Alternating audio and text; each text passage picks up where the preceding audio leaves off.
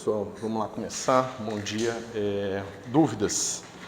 A gente terminou de discutir toda aquela questão da partícula livre, da distribuição de probabilidade, como que é o fluxo de linhas, né? Como linhas de campo que vocês viram em eletromagnetismo acompanha a distribuição de probabilidade. Você pode imaginar sempre essa distribuição como esse fluxo de linhas que vão ficando mais densas onde tem maior probabilidade, menos densas onde tem menores probabilidades, toda a questão da interpretação probabilística e tudo mais. Alguma dúvida sobre isso? Bom, não havendo dúvida sobre isso, a gente vai discutir aqui uma técnica rapidamente para justificar o aparecimento de um propagador mais complicado, e aí depois a gente vai para metade do capítulo 5, onde nós paramos, que é onde a gente vai discutir o poço, tá certo? A gente vai discutir um poço finito, um poço infinito, depois um poço finito. Tá bom?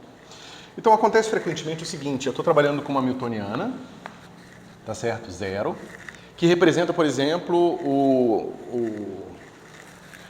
a energia de um elétron na presença de um próton, certo? Ou seja, um átomo de hidrogênio, por exemplo. Só que, às vezes, eu quero variar um pouco esse problema. Por exemplo, ora o meu átomo de hidrogênio pode estar interagindo com o campo eletromagnético, por exemplo, né? Ou seja, a gente sabe que as energias do átomo de hidrogênio, N, L, M, esses estados aqui, são autoestados da energia. Se eles são autoestados da energia, a gente sabe que a evolução no tempo deles, né, desse cara aqui, vai ser dado por uma coisa assim: exponencial de menos I EN delta T sobre H cortado. A gente já viu isso para o caso da partícula livre, né? É a mesma coisa acontece, só que aqui apareceria P quadrado sobre 2M, né, que a gente viu lá no caso da partícula livre, e aqui vai aparecer a energia do estado ligado, né, do átomo de hidrogênio.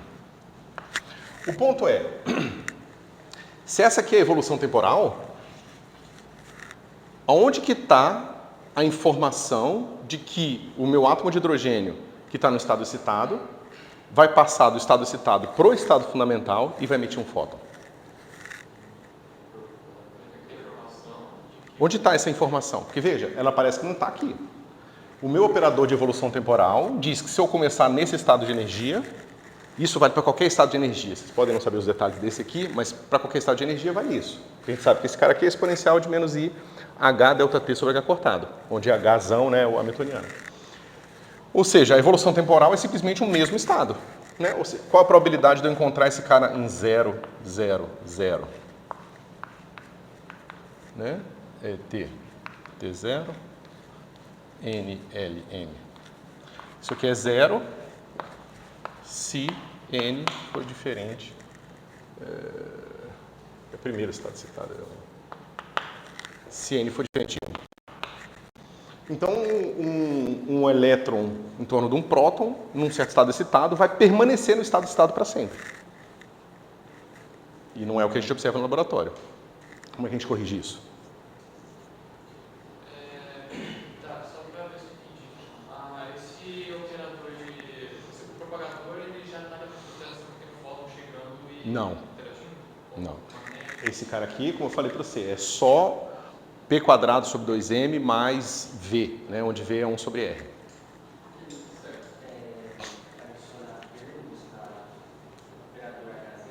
Isso. Exatamente. Então você precisa adicionar novos termos da sua newtoniana que vão representar justamente a interação do campo eletromagnético com o seu elétron e o seu próton, e aí você eventualmente descobre que essa transição aqui, né, é bem provável, certo?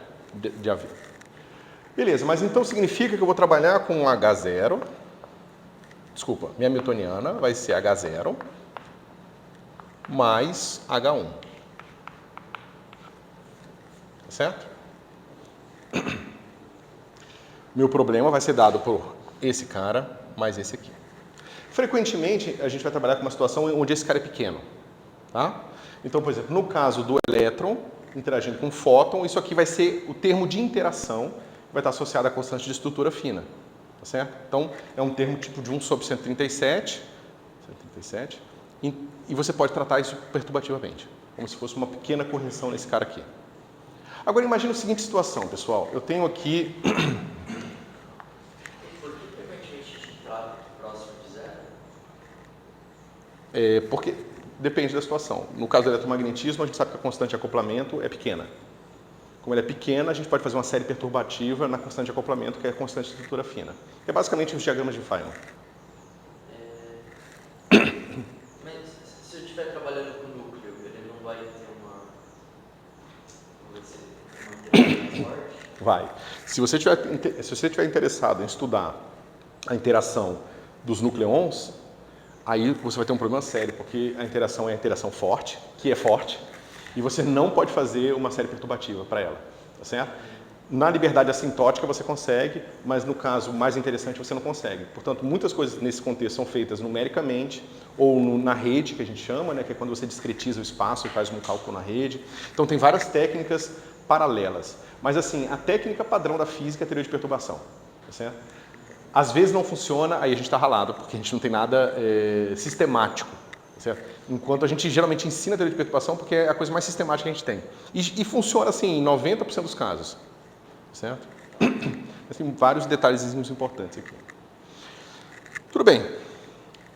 Então a gente tem essa situação. A gente tem esse cara, mais esse aqui. Certo?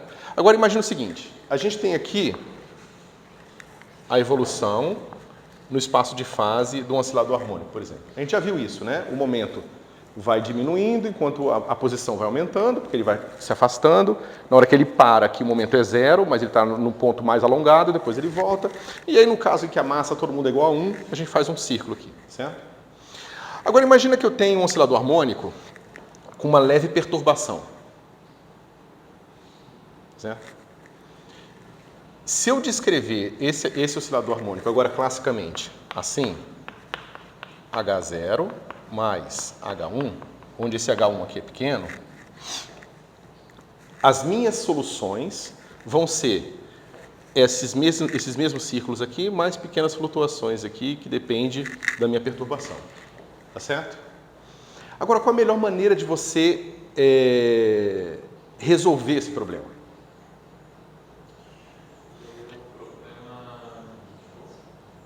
Você quer encontrar a solução, basicamente. Isso. Você já sabe a solução desse cara. Se você não usa nada, se você não usa essa solução para nada, você acaba não aproveitando esse fato quando você tenta resolver o problema somado aqui. Certo? Então, basicamente, o que a gente faz é o seguinte. Eu sei que o meu psi, ele vai satisfazer uma equação que é assim, né? Eu tenho H0 mais H1 igual a IH cortado de dt de psi. Certo? Se eu pegar o psi que satisfaz essa equação para esse cara aqui igual a zero e chamar ele de psi zero, eu posso ver agora como que o meu psi zero mais psi 1 se comporta. Mas para isso eu preciso primeiro usar essa solução aqui. Mas esse cara a gente já sabe resolver. A gente sabe que psi zero de t é igual a exponencial de menos i h0, né? H0 t menos t0 sobre h cortado, psi zero de t, zero. Certo? Se eu usar esse cara como base, então a minha hamiltoniana H1 vai ficar sanduichada por esse operador aqui. Tá certo? A gente vai ver isso com todos os detalhes quando nós formos ver teoria de perturbação em mecânica quântica 2. Certo? Aqui eu só estou mostrando para vocês por que isso é assim. Só para vocês terem uma noção do que está acontecendo. Fisicamente o que está acontecendo é o seguinte. Essa hamiltoniana, ela afeta absolutamente a posição da partícula na trajetória. A hamiltoniana que está girando junto com a zero, ela vai ser a modificação que se dá sobre a solução de fundo. Ela não vai descrever a evolução em absoluto, ela vai descrever a evolução, como é que se diz? Proporcional, condicionada à evolução do H0.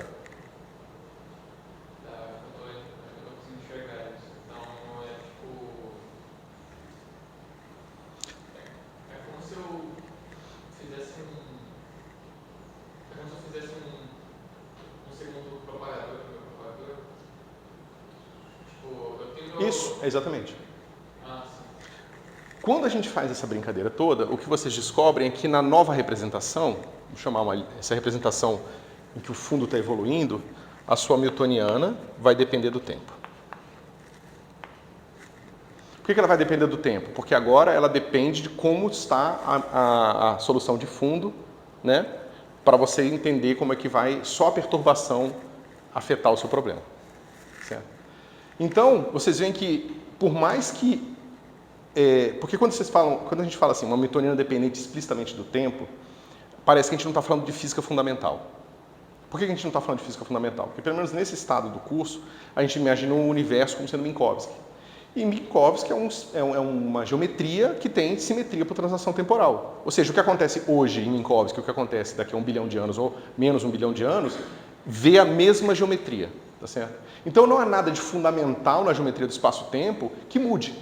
Então, se a gente está falando de física fundamental, a nossa hamiltoniana aparentemente não tem por que depender do tempo. Né? Mas quando vocês forem ver teoria de perturbação, quando vocês forem ver diagramas de Feynman, quando vocês forem ver teoria de campos, vai aparecer a hamiltoniana dependente do tempo o tempo todo. E por que isso? Por causa disso aqui. Porque a gente está sempre trabalhando com teoria de perturbação e a gente está fatorando a solução de fundo. Tá certo? Então, na teoria quântica de campos, o que a gente está fazendo? A gente tem a solução de fundo. O que é a solução de fundo? São partículas livres, aquelas gaussianas que a gente estava discutindo antes. Ou seja, se eu boto um fóton aqui, ele continua sendo um fóton. A teoria de perturbação diz, eu tenho essa solução de um fóton livre mais um termo de interação. Só que o termo de interação depende da solução livre. Por isso, ela depende do tempo. Certo?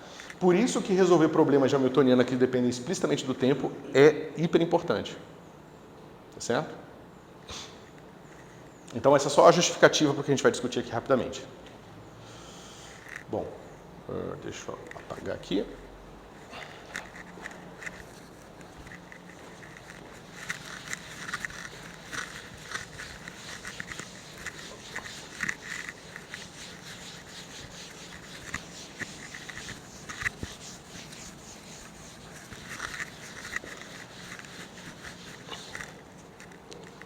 Então, como eu estava falando, a gente tem a nossa H, nessa nova representação, tá? Já vou escrever assim direto, vai ser 0 mais.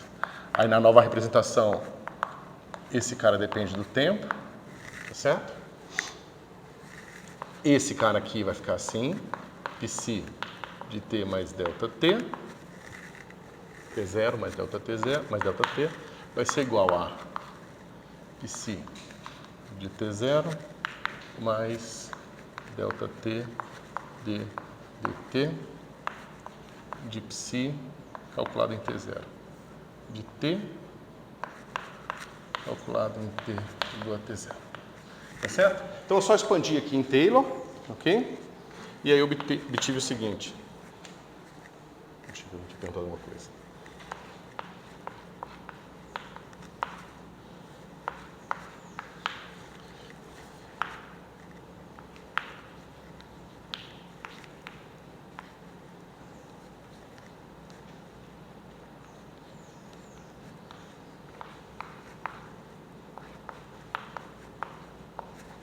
Então veja,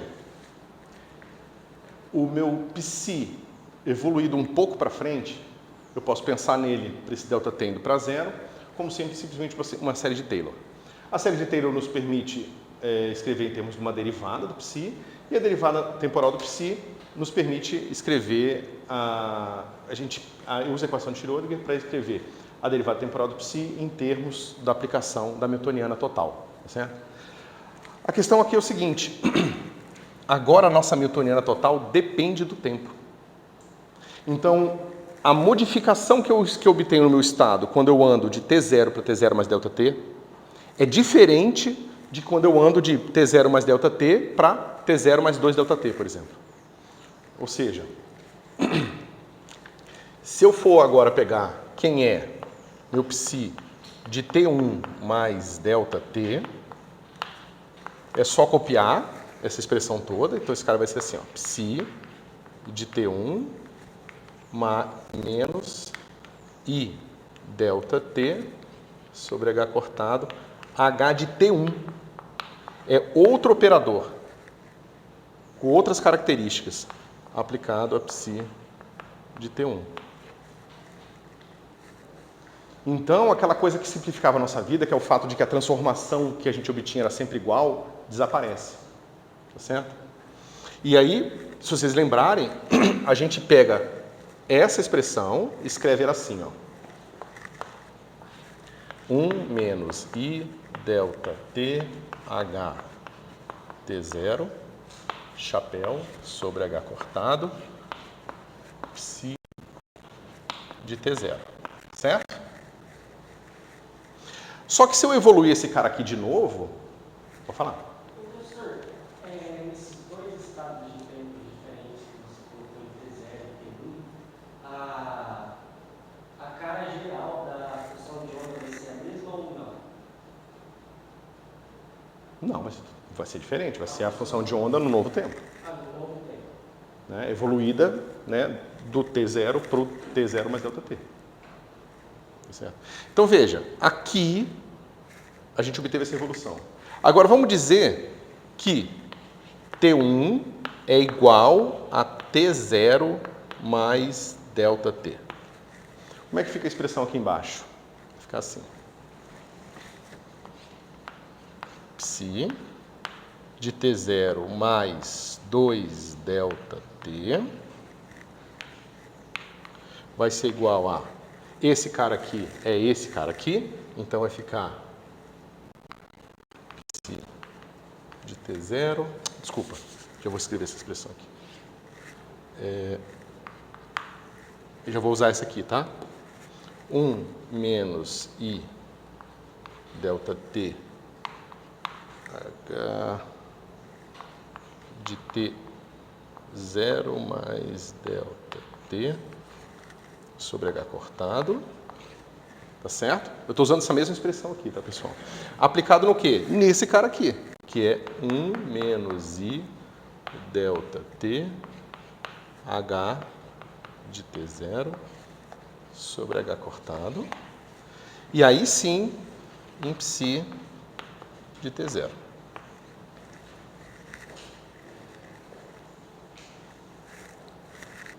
Tá certo? Como que a gente usou isso no passado? A gente fez o seguinte, a gente usou essa ideia, só que no passado, antes, a nossa newtoniana não tinha dependência temporal aqui. Então, o operador que aparece aqui era o mesmo que aparece aqui, que apareceria aqui. Tá certo? Então, se eu fizer isso aqui n vezes, eu vou ter o mesmo operador elevado a n. E se eu disser que o meu ΔT é igual a um ΔT finito sobre n, e mandar n para infinito, isso aqui vai dar uma coisa assim, né? 1 mais x sobre n elevado a n. Que no limite vai para a exponencial de x. Por isso a gente encontra o propagador que nós tínhamos antes, tá certo? Só que agora ferrou. Eu não posso mais fazer isso. Porque agora esse operador é diferente desse operador. Ou seja, a maneira que a função de onda muda de T0 para T0 mais ΔT é diferente da maneira que ela muda de T0 mais ΔT para T0 mais 2 ΔT. Tá certo? Então essa fórmula simples aqui não vai ser mais passível de ser utilizada aqui. Ok? Mas a gente tem um truque para representar formalmente essa coisa. Tá? Vamos lá. E eu digo representar formalmente porque é só formalmente, porque na hora de fazer o cálculo você tem que voltar e fazer essas contas expandindo. Tá? Então isso aqui está compreendido, pessoal?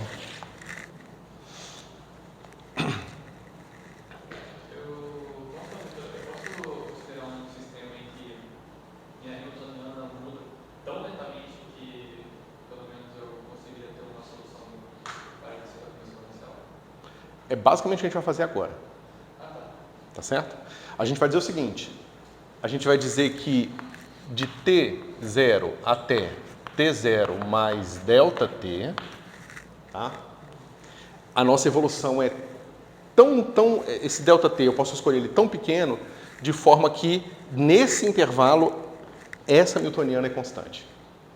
Mas somente dentro desse intervalo, tá certo? Se eu faço isso, eu posso fazer a propagação aqui, escrita dessa forma. Tá certo? Então, essa expressão aqui né, pode ser reescrita assim. Aqui vai estar psi de T0 mais 2 ΔT vai ser igual a exponencial de menos I delta TH de T0 sobre H cortado. E essa aqui eu vou fazer a mesma coisa, tá certo? Eu estou particionando o particionado em pedaços menores ainda, tá certo? Por isso que quando o Feynman usou essas ideias para encontrar as integrais de trajetória, o pessoal chamava de magia negra. Porque esse negócio, você pega a partição, mas ela é longa o suficiente para a Hamiltoniana variar. Mas você pega a partição da partição que é pequena o suficiente para não variar, aí você escreve dessa forma aqui. Né? Delta. Oi? Pode explicar o que é que você está fazendo? Já vou explicar.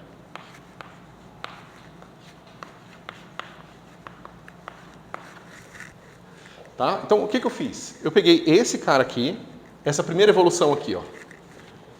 Só que lembra que eu falei para vocês que eu posso pegar meu ΔT com delta maiúsculo, falar que ele é finito e dividir em pedacinhos e fazer isso aqui, mas aí eu não posso mais transformar isso aqui numa exponencial.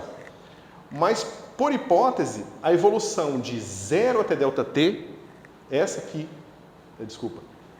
né, de T0 até mais ΔT, essa aqui eu posso fazer daquele forma exponencial. Porque essa, nesse intervalo de tempo, eu posso considerar o meu Hamiltoniana constante. Então, quando eu faço isso, essa evolução aqui vira exponencial e essa evolução vira exponencial. A gente impõe que é constante nesse intervalo. Isso, a gente está fazendo, na verdade, uma hipótese implícita de que existe uma suavidade na Hamiltoniana tal que eu posso encontrar um intervalo de tempo onde ele é suave. É suave não, ela é constante. Nem todas as funções têm essas características, tá certo? Existem funções que não têm diferença, não têm derivada em lugar nenhum e são contínuas, tem funções cheias de maluquice. A gente está supondo que a nossa Hamiltoniana não era uma delas. Só não entendi um pouco. O que fazia virar exponencial antes era o produto de todos esses. Isso. Aí você já está pegando a parcelinha e você está falando que você está sendo exponencial. Então, eu estou pegando essa evolução aqui, em vez de fazer ela, eu faço primeiro essa aqui, ó.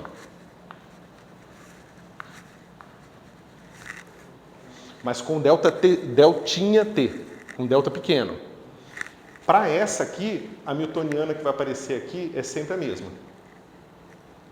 Para essa aqui, para o deltinha sobre M.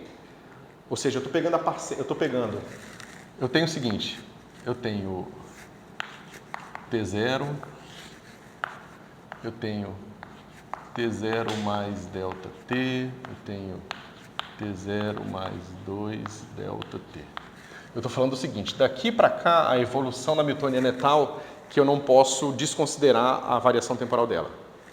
Mas daqui para cá eu posso. Da evolução dentro desse intervalo aqui. Certo? E aí eu vou fazer esse intervalo aqui particionado aqui, em M vezes. Aí eu vou encontrar esse cara aqui sobre M aqui, ó. E depois vai ter um termo aqui quando eu fizer M vezes. Esse pedacinho sozinho vai virar exponencial. Tá certo? Se vocês quiserem pensar de uma maneira prática, você pensa o seguinte. Em primeira ordem, essa expressão e essa expressão são iguais. Ponto final. Não interessa. E aí você escreve assim. Mas pode entender o que está acontecendo associando a física dessa forma que eu expliquei antes aqui. Do ponto de vista matemático é o seguinte, essa expressão é válida enquanto eu estiver tomando para ΔT pequeno, certo? Bom, pessoal, mas e aí? Parece que tem um negócio simples acontecendo aqui, né?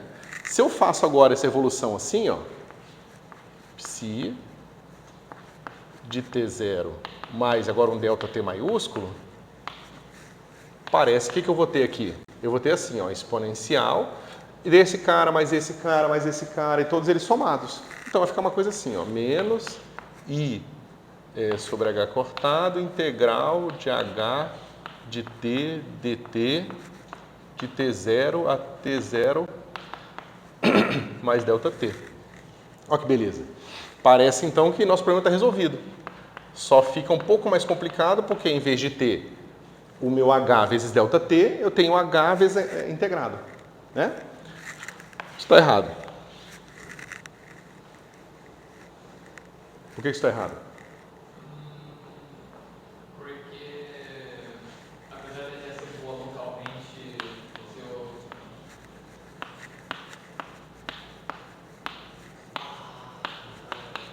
Nossa, a gente viu isso lá atrás. Isso não é verdade. Hamiltonianas em tempos diferentes não comutam.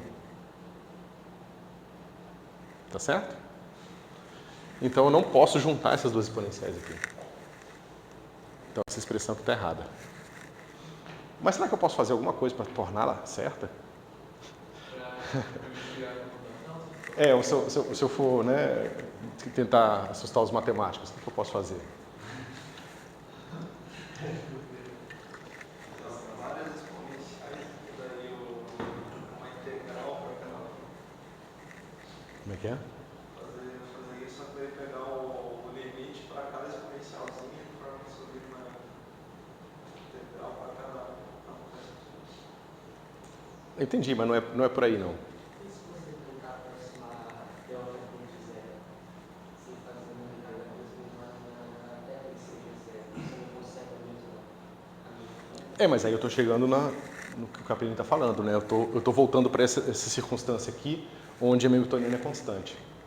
Tudo bem, você pode pegar o ΔT grandão, pequeno o suficiente, para que esse cara se torne constante, aí tudo fica bonitinho, porque né, a Hamiltoniana é igual, ela comuta com ela mesma, então não tem nenhum problema. Eu acho que eu tô com dificuldade de entender meio que qual o problema dela exatamente da forma computária. Porque eu sinto que eu poderia somar ainda assim e fazer o... Porque essa expressão eu posso tirar a interrogação dela se eu botar todos os termos aqui, ó. Oi? Produtório. Na verdade, a solução é produtório e definir uma notação. Então, a gente vai falar o seguinte. Operador de ordenação temporal da exponencial de menos i sobre h cortado integral de h de t dt é definido como produtório de n de 0 até infinito de exponencial de menos i delta t h t0 mais n delta t sobre h cortado. Eu dou um nome para a coisa e aí o meu problema está resolvido. Eu falo que a ordenação temporal desses operadores aqui é igual a isso aqui. Na verdade, isso é um pouco mais do que uma solução simplesmente baseada numa formalização, ou seja, no nome arbitrário que a gente dá para a coisa. Se você pega essa integral aqui e expande ela em Taylor e depois pega todas as posições de todos os operadores H, né, você vai ver justamente que isso aqui vai ser recoberto, ser recuperado.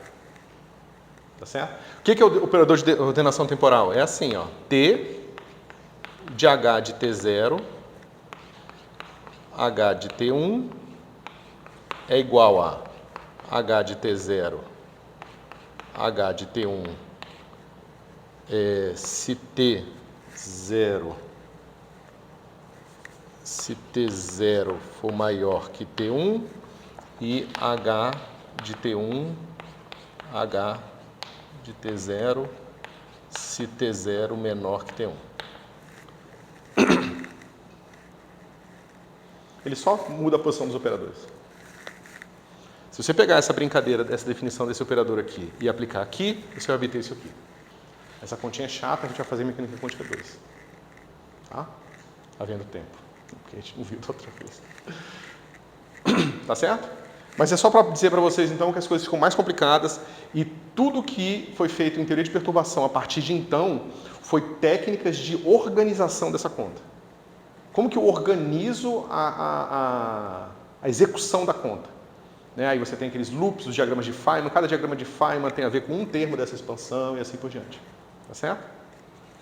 Tem uma parte que você soma, uma parte que você não soma, tem um monte de detalhe aí. Mas só uma apresentação final aqui desse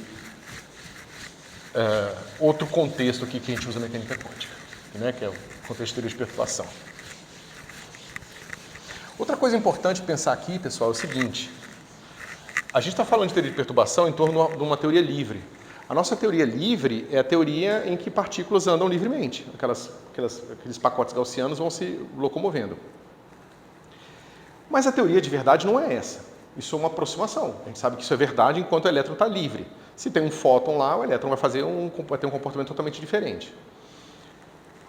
A teoria de perturbação, ela pressupõe na teoria de perturbação você escreve a função de onda do sistema completo como combinação linear das coisas livres. E é por isso que aparece o tempo todo o conceito muito popular na divulgação científica de partícula virtual. A partícula virtual não é nada mais do que o fato de que está descrevendo um estado interagente em termos de estados que não interagem. E como os estados que não interagem são isso, estados que não interagem, então qualquer estado que interage tem que ser uma combinação linear de estados que não... podem ser escritos como combinação linear de estados que não interagem. Então coisas estranhas aparecem. Tipo, então nesse diagrama de Feynman, o fóton vem, aí vira um par elétron-pósitron e depois vira um fóton de novo. Esse par elétron-pósitron existe ou não existe? Isso é uma besteira, essa discussão. Tá certo? Isso aqui é pela nossa insistência de descrever um estado do campo eletromagnético em termos de estados livres. Tá certo? Isso aqui é uma tecnicalidade matemática da coisa. Se nós fôssemos capazes de resolver o problema exatamente, ou seja, eletromagnetismo mais uma partícula fermiônica acopladas e resolvido analiticamente em toda a sua glória, nada assim apareceria. Nada disso apareceria. Tá certo?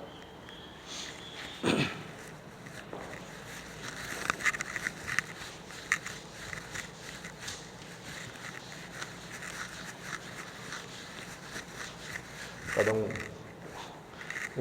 uma maneira mais pictória de vocês imaginarem isso. Se você tem um estado, se você tem, por exemplo, os estados do átomo de hidrogênio, e você escrever agora uma partícula livre em termos daqueles estados, em princípio vai aparecer o seguinte, tem uma partícula livre, né? Lembra que a partícula livre ela pode estar com uma função de onda que é assim, P. Né? Ou um estado gaussiano, que é um pacotinho. Só que se você escrever isso aqui em termos de uma combinação linear, você vai ter uma coisa assim, ó, A, N, L, N, N, L, N. Tá certo? Você tem esse estado escrito assim. Mas o que significa isso?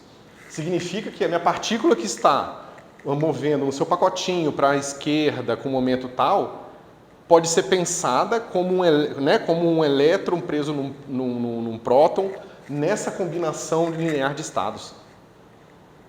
Aí você fala assim, então, são os estados virtuais do átomo, né? Ou seja, o meu fóton, meu elétron andando para cá,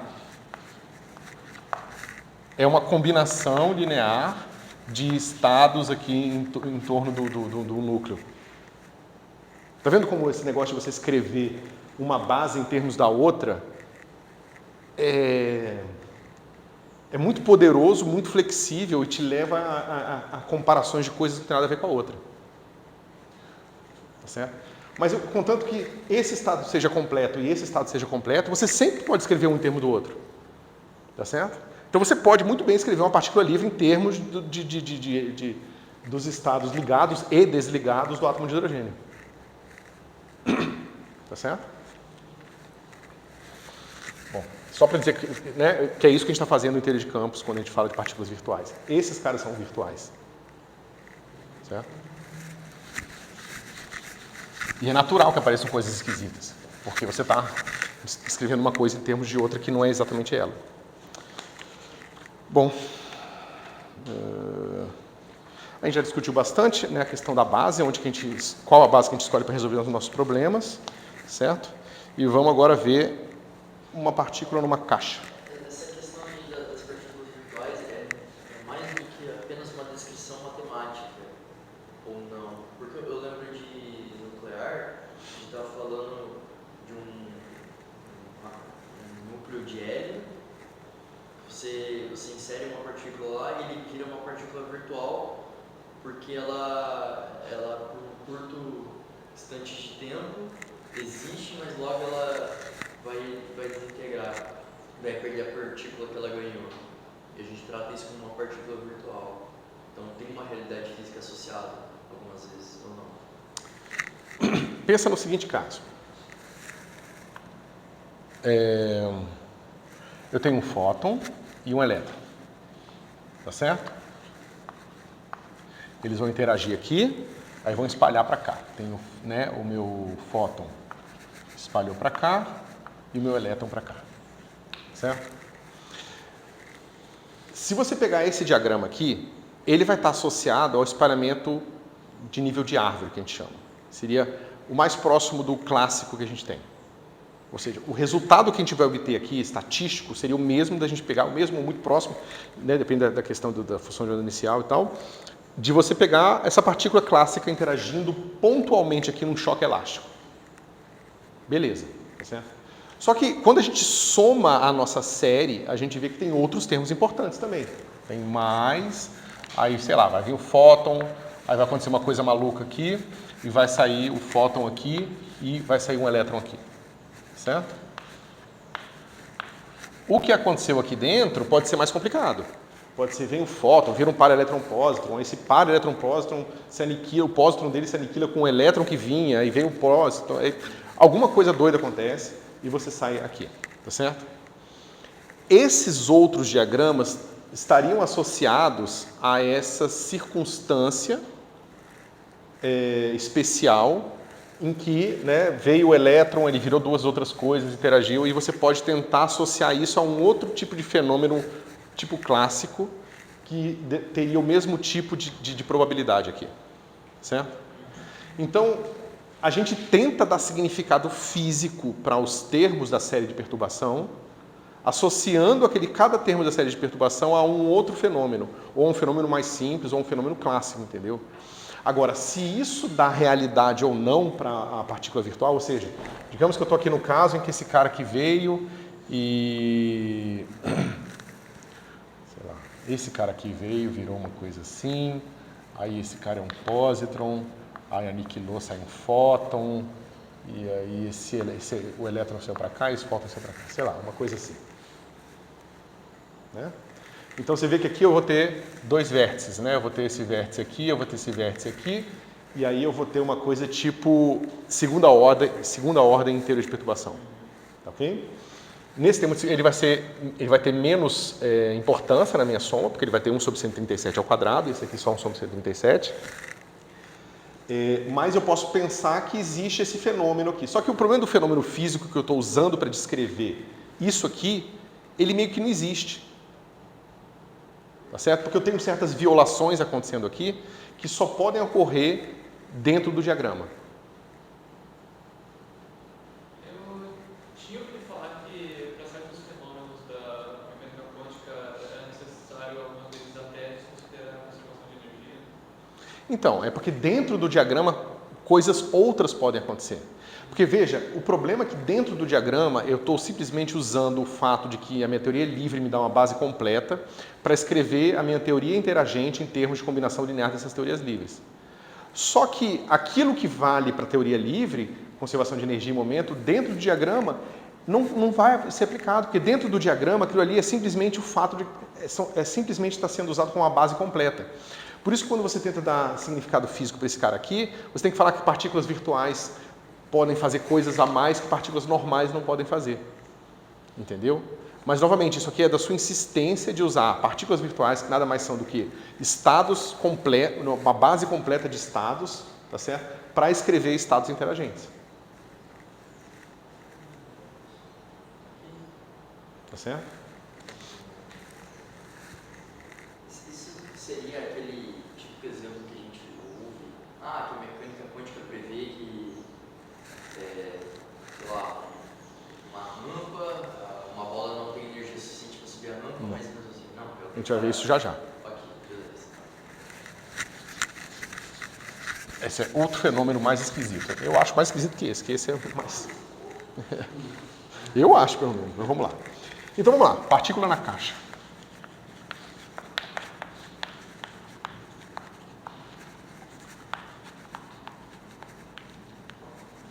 Então o nosso problema é o seguinte.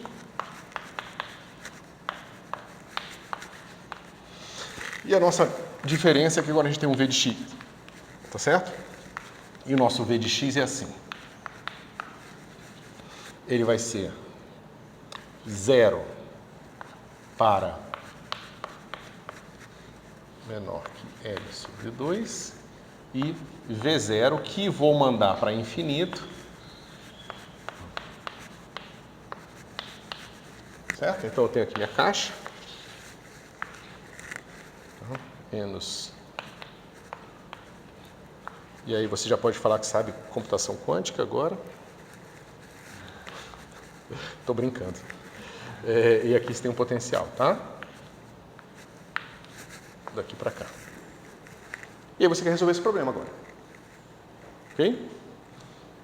Bom, veja. Quem já fez física matemática ou está fazendo sabe que esse cara aqui vai ser basicamente o meu operador diferencial, segunda ordem. E eu estou de cara dizendo que o meu operador diferencial ele tem nele uma função descontínua. Tá certo? E as características de continuidade e descontinuidade do operador diferencial vão afetar diretamente as soluções, naturalmente, naqueles pontos, certo? Como é que a gente resolve esse problema aqui? A gente vai escrever isso aqui em termos da base da posição. Por que não na base do momento? Porque a gente tem um potencial da posição. É. Mas assim, às vezes o nosso potencial não é tão ruim. Então escrever na base do momento não é problemático. Só que nesse caso é um potencial descontínuo. Em x, na representação da posição, descontinuidade em x vira uma função normal descontínua. Na representação do momento, isso aqui vai ser descontínuo em d dx. O que é uma função, um operador descontínuo no operador derivada? É esquisito, né? Então, para a gente não ter que lidar com essas esquisitices, a gente faz o quê? A gente faz a representação da posição. Nesse caso, a gente vai ter menos h cortado ao quadrado sobre 2m, d2 dx2, mais v psi igual a e psi. Né? A gente sabe que a gente precisa basicamente dos altos estados da energia para resolver nosso problema analiticamente. Então a gente vai direto para o que a gente chama... A equação de alto vetor e alto valor para a energia é tão importante que a gente frequentemente chama ela de equação de Schrödinger independente do tempo. Tá? Mas não é simplesmente a equação do alto estado da energia, tá bom? A gente dá uma maquiadinha nela para ela ficar parecendo uma equação de segunda ordem, que nós estamos mais acostumados a resolver. E tem isso aqui, 2m sobre h cortado e menos v psi igual a zero, certo? Bom, é uma equação, equação ordinária de segunda ordem, linear, bonitinha, não tem muito segredo, tá certo? Então a gente pode começar a resolvê-la. Primeira coisa que a gente vai notar é o seguinte, a gente tem uma solução que vai parecer exponencial ou trigonométrica aqui, né? Exponencial complexa ou real, dependendo desse balanço aqui. Tá bom? O segundo caso que a gente vai ver depois é o caso onde esse potencial é finito.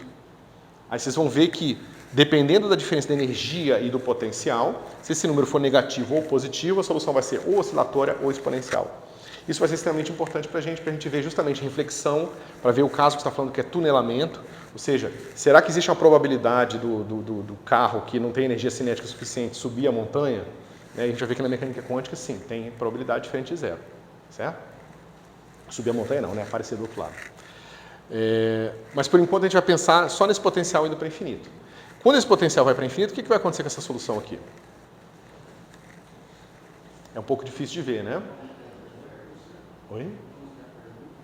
Quando esse potencial aqui for para infinito, porque lembra, né? Na região onde ele é diferente de zero, eu vou mandar ele para infinito. Certo? Então, eu vou precisar ter um pouco de cuidado aqui. Então, para resolver o nosso problema, a gente vai fazer o seguinte.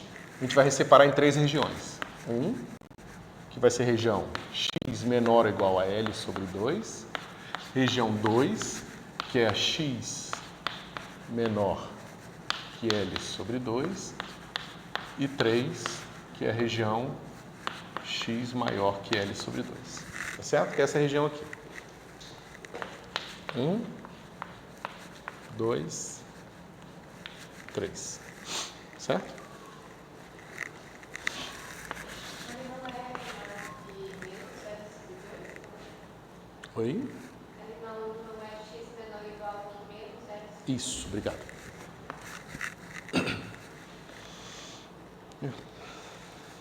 Ok. Bom, em 1 e 3, qual é a situação que nós temos aqui? É assim, né? D2 psi dx2. Aí eu vou escrever assim, ó. Eu vou botar o rótulo da energia em cima, tá? Eu estava botando aqui embaixo, mas eu vou botar ali em cima para a gente ter espaço para botar aqui 1 e 3.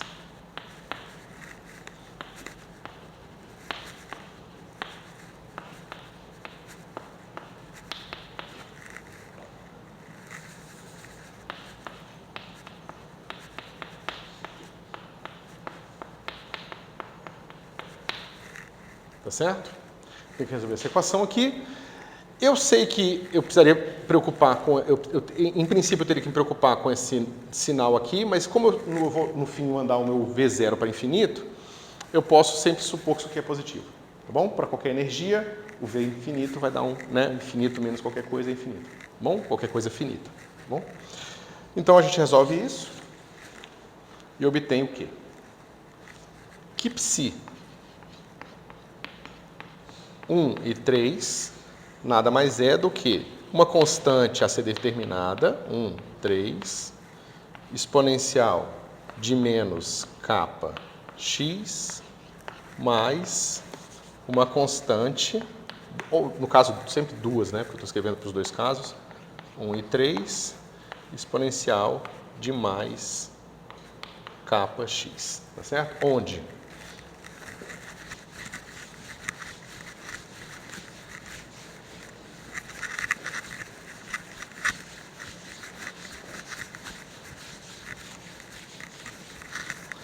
O que acontece aqui, pessoal? O nosso kappa vai ser igual a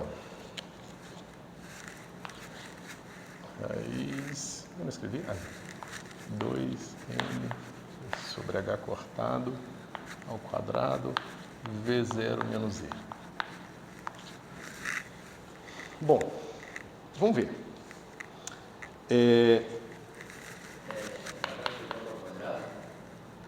Né? É porque p quadrado, né? Cada p tem um h cortado. Em 1, x é menor que zero. O que isso diz para a gente sobre essas duas soluções aqui? O meu psi 1, o meu x é menor que zero. Então, esse aqui é uma exponencial positiva.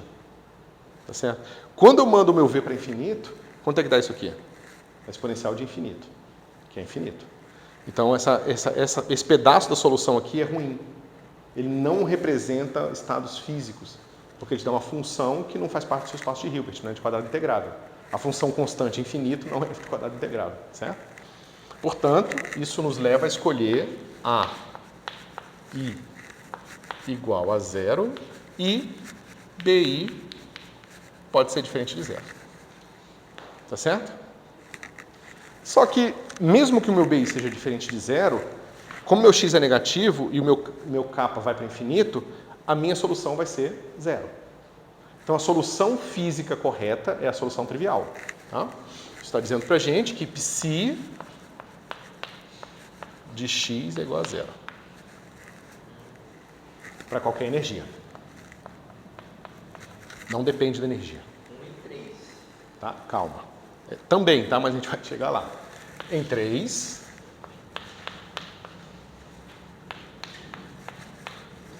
x é maior que zero. Então, pela mesma razão, o nosso B3 tem que ser zero. Né? Porque se ele é maior que zero, o nosso B3 tem que ser maior que zero, porque senão esse cara aqui explode. Certo? Mas esse cara pode sobreviver. Mas mesmo sobrevivendo, quando o meu kappa for infinito, ele vai para zero. Certo? Mas vocês veem aqui que quando o nosso potencial for finito, essa análise vai ficar bem mais complicada.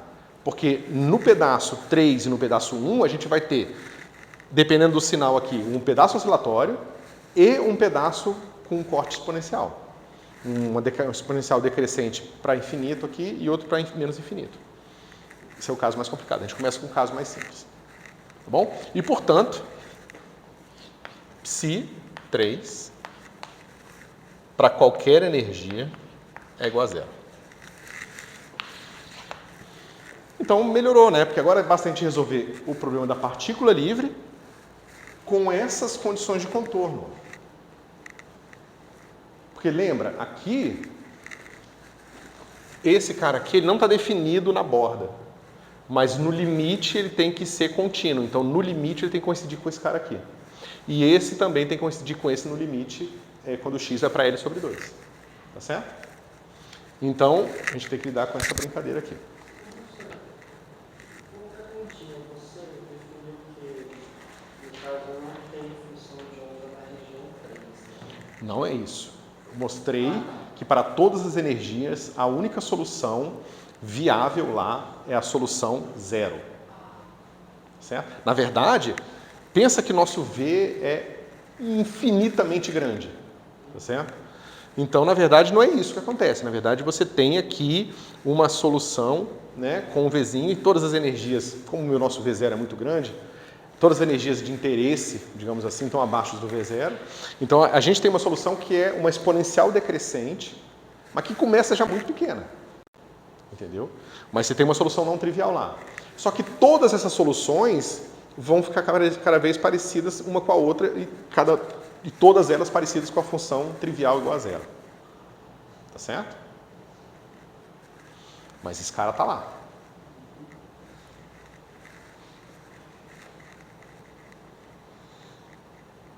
Beleza.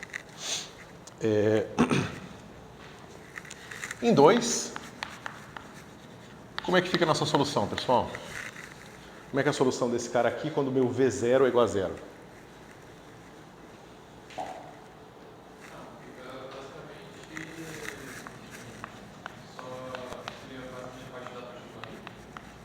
Isso, que é como?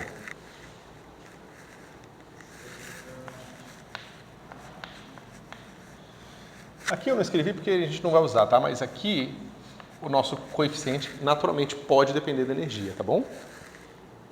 Porque é o coeficiente para aquele estado de energia específico, tá bom? Então isso aqui vai ficar assim, exponencial. Só que agora vai ser negativo, eu boto o menos explicitamente, vai ficar assim.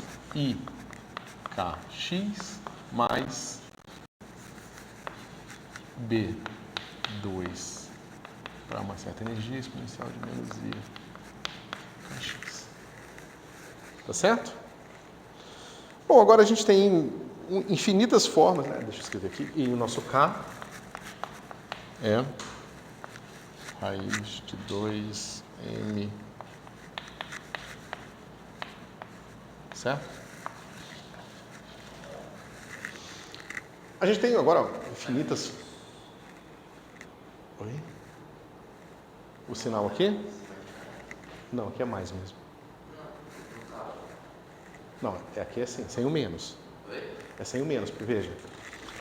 Quando eu colocar o V0 igual a zero, isso aqui tudo vai ser menos 2m e sobre h cortado ao quadrado.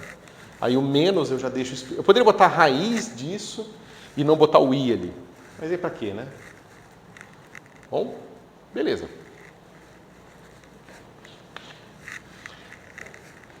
Agora, como é que a gente resolve o problema? Porque a gente tem agora duas condições de contorno para serem impostas. Certo? Vocês veem aqui, pessoal, que está acontecendo sempre o mesmo padrão. E isso é muito importante vocês seguirem. Equação diferencial de segunda ordem tem duas constantes livres. Então, você tem o A1 e o B1, tá certo? A condição de regularidade, de integrabilidade, mata uma, tá certo? E sobra outra. A outra que sobrou aqui, que é o BI, ela está lá ainda. Se a gente tivesse o V0 muito grande, mais finito, ele teria que ser calculado e normalizado para você encontrar funções de onda bonitinhas, tá certo? Mas você vê que uma das condições sobre a função de onda mata uma constante e a outra serve de normalização. E a mesma coisa vai acontecer aqui. As condições de contorno vão matar uma constante e você vai ter uma solução só, tá certo? Então vamos lá. Por continuidade, a gente tem que psi I de menos L sobre 2. Essa está definida lá, a gente sabe que isso aqui tem que ser 0. É psi 2 de menos L sobre 2. Certo? Isso aqui é no limite, tá, pessoal? Essa função não está definida nesse ponto. Mas eu escrevo assim só para poupar quadro. Tudo para a mesma energia, naturalmente. Eu botei parênteses em algum? Não, eu botei, né? Por que eu fiz isso? Mais L sobre 2 igual a psi 3 de L. Certo?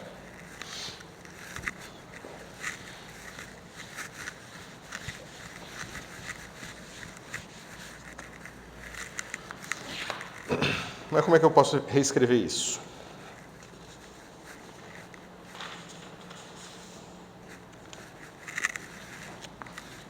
Psi 2 e menos L sobre 2 é igual a e I exponencial de menos I KL sobre 2 mais B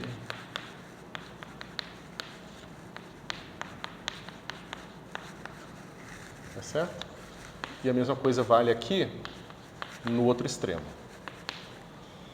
Mais L sobre 2 é igual a mesma constante, IKL sobre 2 mais B menos IKL sobre 2. Tá certo?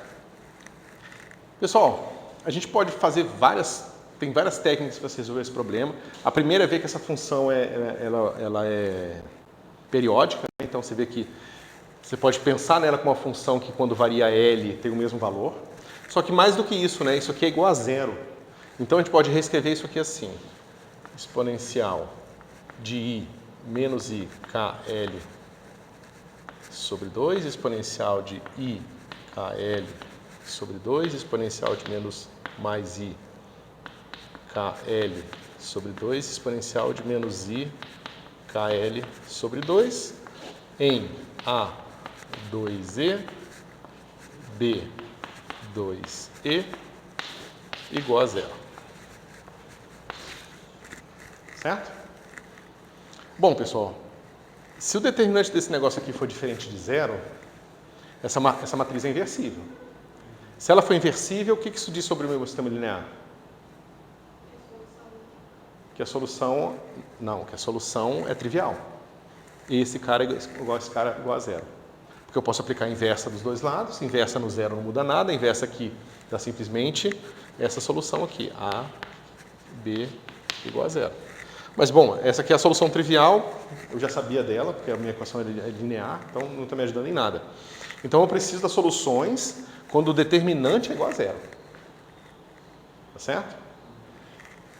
Eu não sei se eu já fiz essa conta para vocês, mas dá para fazer isso quando você impõe periodicidade da função, ou, nesse caso, quando você impõe que as duas são zero nos extremos, tá certo? Que é mais forte do que a periodicidade. A periodicidade é zero nos extremos. Bom, então vamos lá. Quanto é que é o determinante disso aqui? Exponencial de menos I KL mais, menos exponencial de mais I KL. E eu quero que isso seja igual a zero. Quando é que isso aqui é zero, pessoal?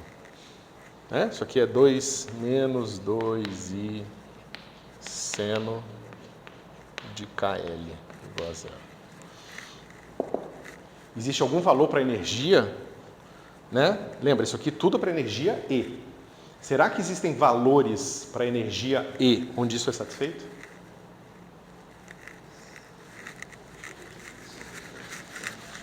Exatamente. Sobre 2 não, né? De π, né? 0, π, 2π, 3π, 4π. É, I, né? Então a gente quer K, aí eu vou botar já um Nzinho aqui, igual a N π sobre L. Esses valores especiais de K, que eu botei o Nzinho nele, nos servem justamente como os valores possíveis de energia que eu tenho isso aqui satisfeito. Aí sem imposto, o determinante é zero? Eu estou simplesmente impondo que o determinante disso, que é isso aqui, é igual a zero. Tá certo?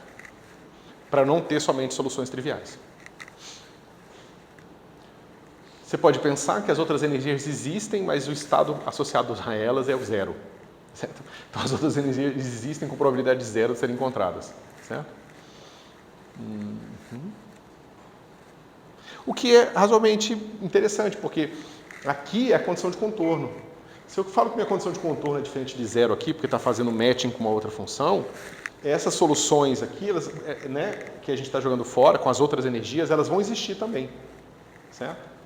Então, a coisa é um pouco mais delicada. Mas o que isso diz para a gente sobre energia? Né? Isso aqui a gente sabe que vai ser igual a raiz, a gente já tinha definido o nosso E, né? 2m. Agora, na energia, eu vou botar o rótulo N, tá? Só para lembrar a qual K e a qual N eu estou associando aquela energia. Certo? Sobre H cortada. Ou a energia vai ser igual N π H cortado sobre L ao quadrado 1 sobre 2m. Olha que legal. Minhas energias são quantizadas agora. Eu tenho esse número aqui e minha energia vai ser sempre assim. Esse número vezes 1, esse número vezes 4, esse número vezes, né? Todas as potências de inteiros. Quadrados de inteiros. Não. É p quadrado sobre 2m. Quando você bota o p quadrado, fica menos i h cortado ao quadrado, né? Então fica menos... mas sempre h cortado ao quadrado. Ó. Energia vezes tempo, corta com energia, fica energia vezes tempo quadrado. Esse cara aqui é massa. Se eu multiplico por distância ao quadrado, divido por distância ao quadrado, vai ficar massa vezes distância ao quadrado, dividido por tempo ao quadrado, que é energia, corta com energia, sobra 1 sobre distância ao quadrado, raiz de 1 sobre distância ao quadrado é 1 sobre distância, que é a unidade certa de K. Então tem que ser H cortado ao quadrado. Ok.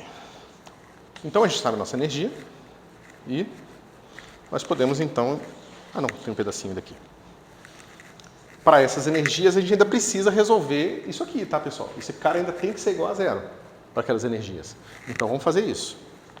Então, cadê você? Eu tenho que minha solução agora vai ser assim. Em vez de botar E aqui, eu vou botar N, tá? Para não precisar escrever E de N. Então, é só um atalho.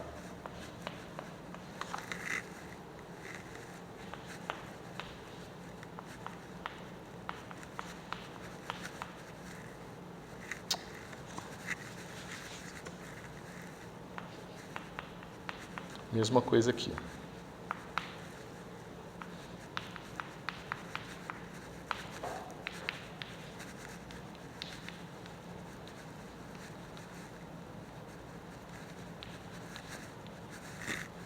Tá certo? Essa aqui vai ser a minha solução para as energias possíveis, tá certo?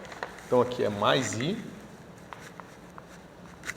e aqui é menos I, ok? E eu sei que esse cara aqui, em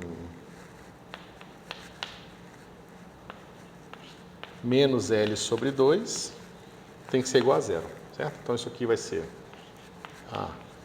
A2N exponencial de menos I N π sobre 2 mais B2 N exponencial de I N Pi sobre 2. Isso aqui tem que ser igual a zero. O que isso diz para a gente sobre A e B? Que A e B tem essa combinação, ou seja, eu posso escrever A igual a menos B, alguma coisa assim, certo? Vamos organizar essa brincadeira. No livro ele faz de um jeito que eu não gosto muito, porque as soluções ficam mais compridas. Eu prefiro fazer dessa outra forma, tá? Basicamente, você precisa resolver uma equação algébrica para A e B. Tá? Eu escolho resolvê-la assim. Eu vou dizer que A 2N é igual a exponencial de INπ sobre 2, uma nova constante que eu não sei quem é ainda. Certo? E B, N vai ser igual a menos exponencial de menos INπ sobre 2, a mesma constante. Certo? Então veja, se eu substituir A aqui por isso, esse termo corta com esse e fica N2N. Se eu substituo B por aqui, vai ficar menos, esse corta com esse, vai ficar menos N2Nzinho. Ou seja, satisfaz essa equação aqui. Tá certo? Essa é uma maneira de você simplesmente resolver de forma balanceada a equação. Se você resolver assim, igual a zero, joga o A para lá, resolve também. Tá certo? Tem uma escolha de fase implícita aí. Mas eu prefiro assim porque eu acho mais bonitinha a solução. Agora que eu tenho a solução, eu posso botar aqui de volta, aqui, e obter o quê? Se 2 para a energia associada ao número inteiro n vai ser igual a normalização n, e aqui vai ficar assim, ó, exponencial de I n π x sobre L mais I n π sobre 2 menos exponencial de menos I π n π x sobre L menos I n π sobre 2. Vocês entenderam o que eu quis dizer com balancear? A fase que aparece aqui é a mesma fase que aparece aqui, certo? É mais fácil de escrever isso como uma solução só. Mas o que é isso aqui, pessoal?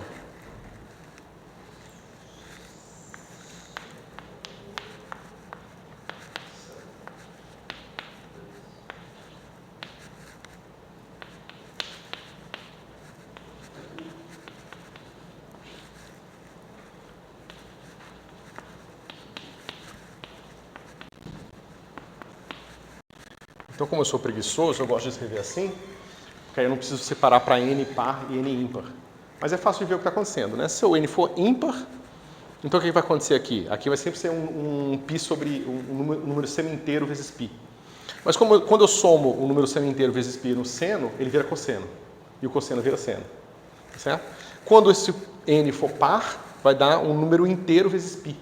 Número inteiro vezes π simplesmente muda o sinal do seno e do cosseno. Certo? Então é moleza isso aqui. É uma maneira compacta de escrever a solução que vocês vão encontrar no livro, que é senos e cossenos. Bom? Mas eu prefiro assim, porque escreve uma linha só.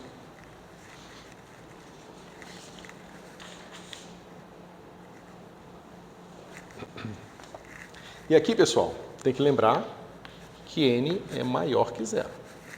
A nossa solução para n igual a zero não existe. Não existe solução com energia zero.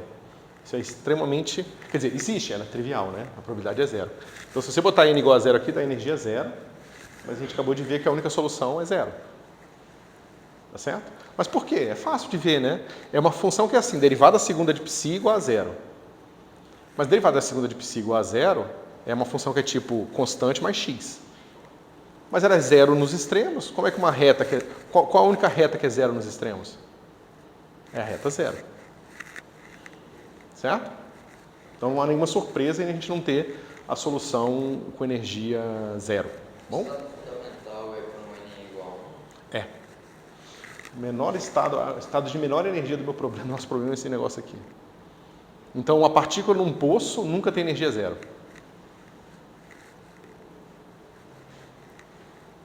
O N não ser zero já sai daqui. Essa condição. Bom, a gente já podia ver direto aqui também, né? Isso se alastra para outros problemas? Como assim se alastra para outros problemas? Do estado de menor energia, estado fundamental, com N maior que zero. Se isso causa algum problema? Não, porque eu tô misturando, acho que com mecânica estatística quântica. Que eu lembro muito da Paula mencionar estado de menor energia, quando a energia é nula. Isso sempre me confundiu Então, cuidado, isso faz muita confusão, principalmente quando você vai fazer mecânica estatística quântica ou clássica relativística. Porque, por exemplo, se você pegar a energia relativística, que vai estar associada com MC quadrado, alguma coisa assim, ou raiz, né? Se você pegar esse cara aqui, ó, raiz de MC a quarta mais P quadrado C quadrado, certo? Tá certo isso? Tá, né? Então, deu uma potência errada não. Oi? Sei igual. Pronto. Então, você tem essa energia aqui. Se você expandir esse negócio em Taylor, como é que esse cara fica? Para P pequeno. Vai dar MC quadrado mais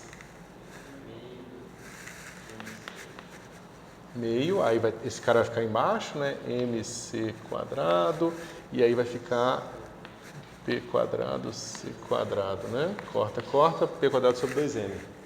Aí você fala, bom, então a energia que eu estou usando a minha vida inteira está errada. Porque eu não estou colocando isso aqui. Na mecânica estatística também. Na mecânica estatística eu não estou botando esse cara aqui. Porque, na verdade, o que acontece é que na mecânica estatística você vê que essa energia de fundo, essa energia mínima, ela é irrelevante.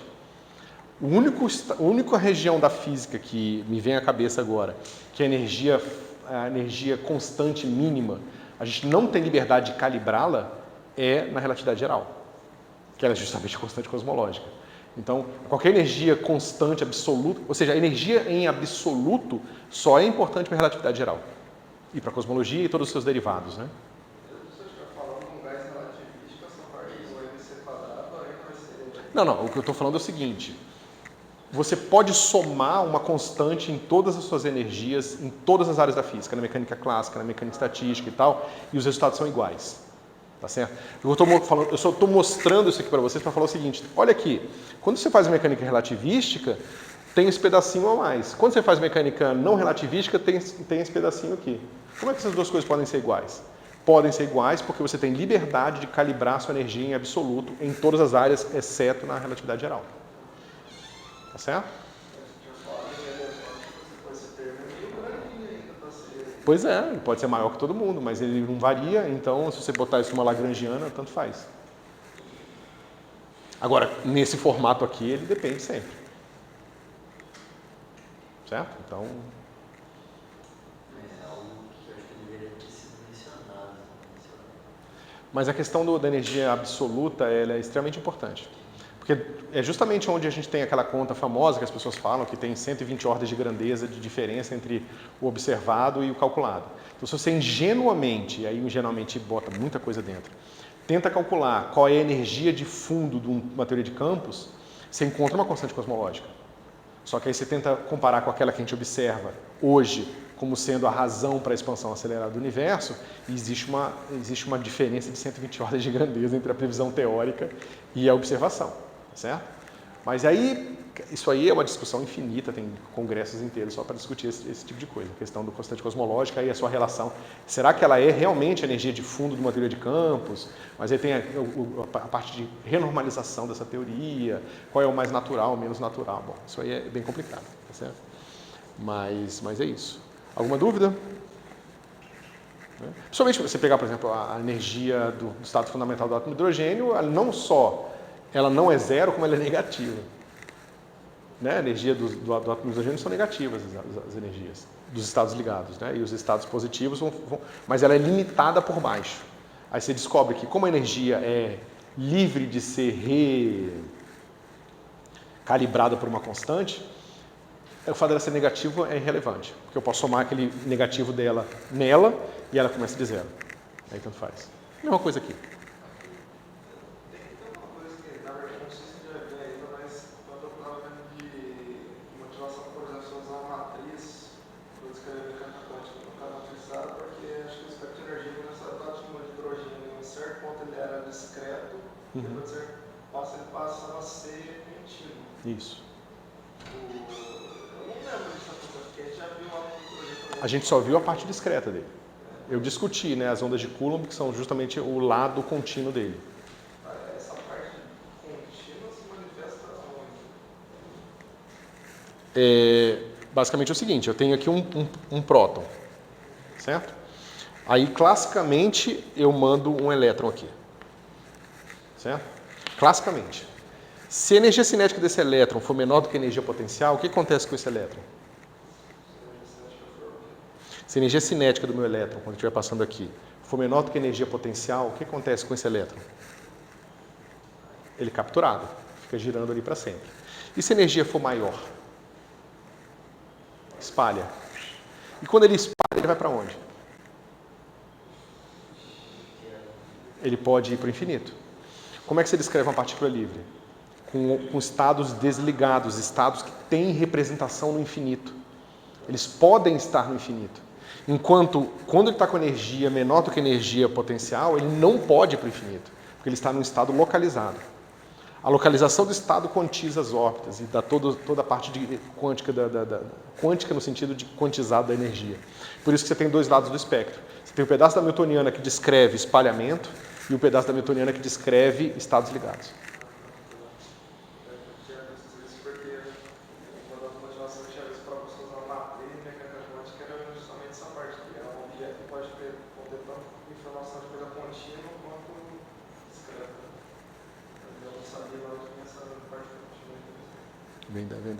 Vem desse espalhamento, né?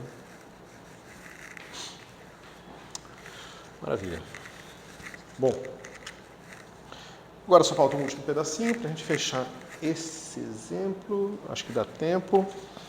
Então, pessoal, agora eu quero fazer o quê? Deixa eu apagar tudo. Aí eu escrevo minha solução aqui.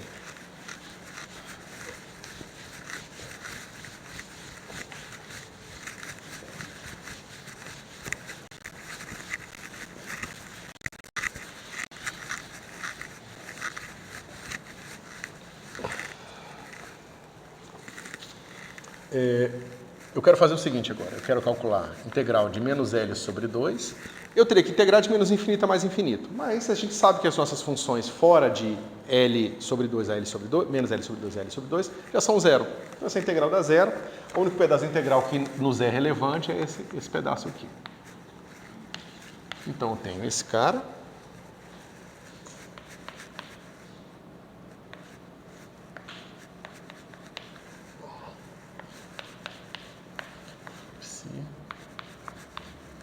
botar uma outra energia M aqui, tá bom?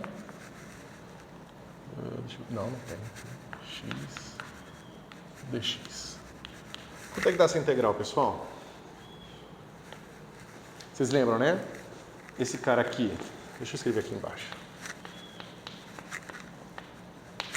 É 2i n 2n seno de nπx sobre L mais nπ sobre 2. Tá certo? Então vai dar seno vezes seno. Quanto é que é seno de A vezes seno de B? Pessoal. Quanto é que é? Cosseno, né, de A menos B menos cosseno de A mais B sobre 2. Todo mundo. Tá? Mas eu tenho escrito aqui, por isso que eu falei com as confianças. Não, eu sempre esqueço a posição do menos, na verdade, mas tudo bem. Então isso aqui vai ficar assim. 4, né? Porque eu tenho esse 2 vezes 2, o i vezes menos i, por causa do complexo conjugado, então fica 1. Então fica 4 vezes n, i, n, complexo conjugado, n, 2m de Maria, certo? Sobre 2, que é da fórmula do seno A vezes seno B, tá bom? E aqui vai ficar assim, integral de cosseno de n menos m sobre L pi x mais n menos m pi sobre 2 menos cosseno n mais m sobre L pi x mais n mais m sobre 2π, fecha, dx, menos L sobre 2, L sobre 2, certo?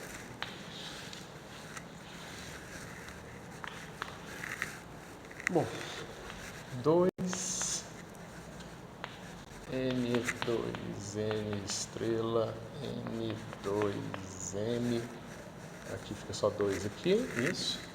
Vamos lá, pessoal, integral de cosseno.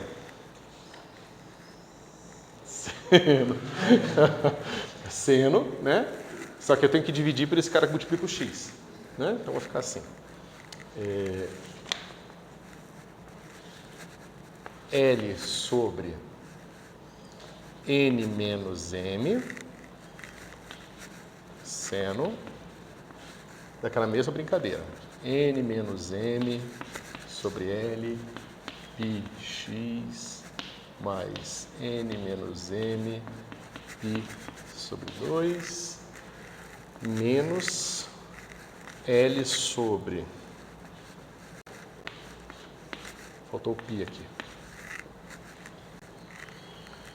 N mais m pi, e aqui eu vou ter assim, seno de n mais m sobre L pi x mais n mais m sobre 2π. Isso tudo avaliado de menos L sobre 2 a L sobre 2. Certo? O que acontece aqui quando eu botar x igual a L sobre 2?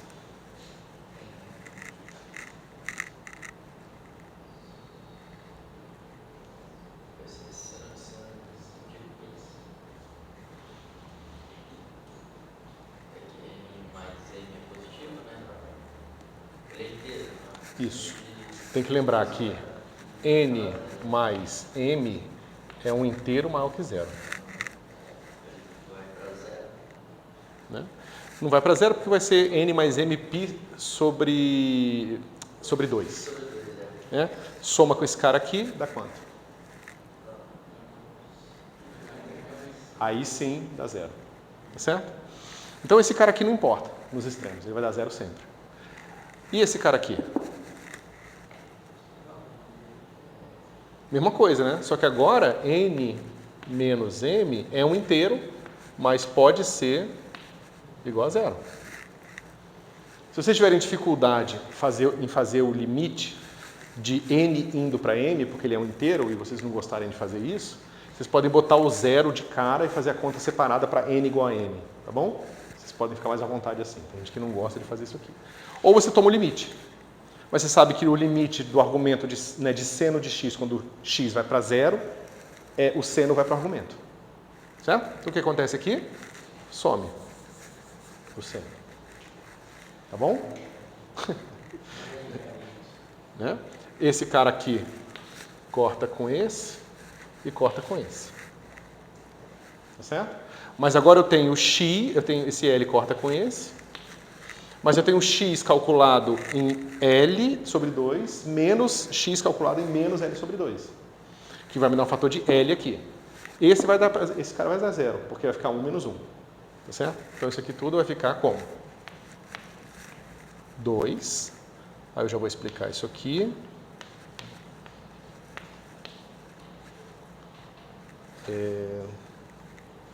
Cadê? 2, esse cara ao quadrado, L, delta, PNN. Então só é diferente de... Eu tava pensando outra coisa, por que sumiu o seno?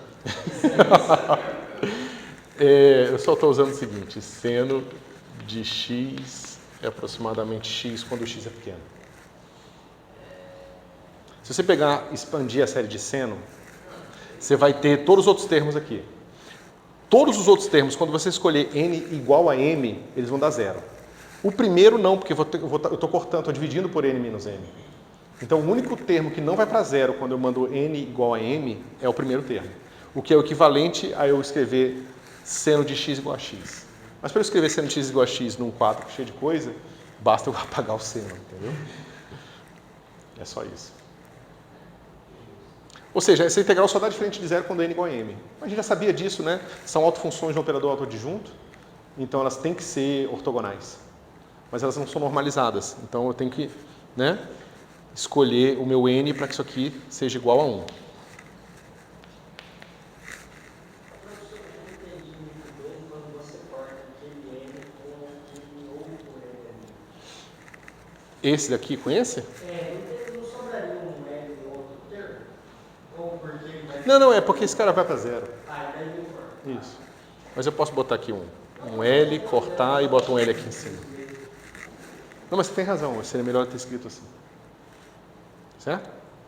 Essa delta também veio da integração. A delta veio do fato de que essa integral, porque isso aqui tudo é quando n menos m é igual a zero. Mas quando esse n menos m não é igual a zero, isso aqui vai dar a mesma coisa, vai dar um número inteiro vezes π. Certo? Número inteiro vezes, seno de número inteiro vezes π é zero. Se eu dividir por um número inteiro qualquer, tanto faz, porque zero dividido por 5 é zero. Certo? Então, essa integral só é diferente de zero quando n for igual a m. E quando n for igual a m, essa integral dá isso aqui. Ou seja, a minha solução, eu vou fazer uma escolha de fase, porque eu não gosto de aparecer esse i aqui, tá certo? E aí a minha solução fica assim.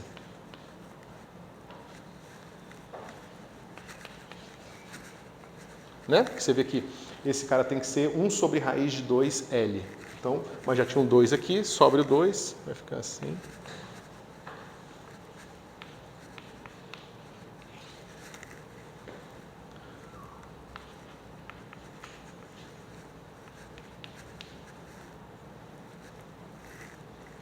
Será que vale a pena fazer isso? NP. Não, não vou fazer isso não. Acho que não vou ganhar nada fazendo isso. NPx sobre L mais NP sobre 2. Pronto. Certo? Tenho todos os meus autoestados aqui.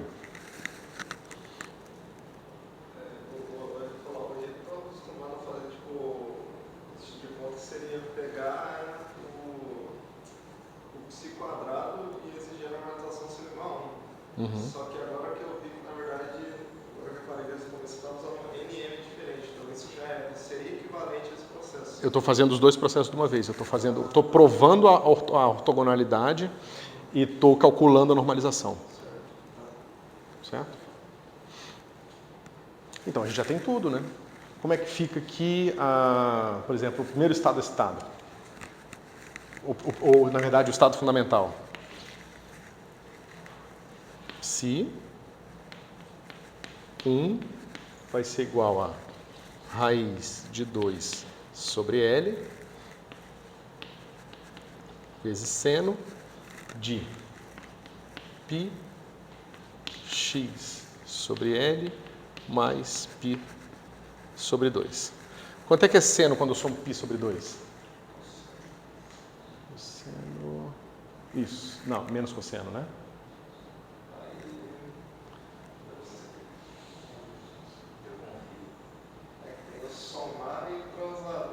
Não, é cosseno mesmo. É só cosseno, né? Porque o seno começa aqui em cima e ele começa 1, né? Quando x for Isso. zero, Isso, é cosseno. Então, eu posso tirar esse cara daqui, cosseno.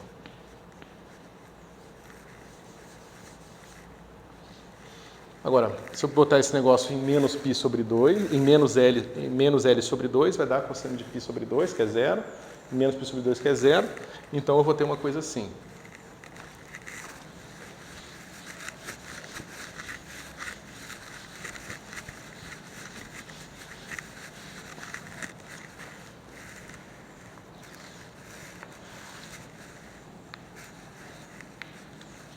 X, então em 0 vai dar 1.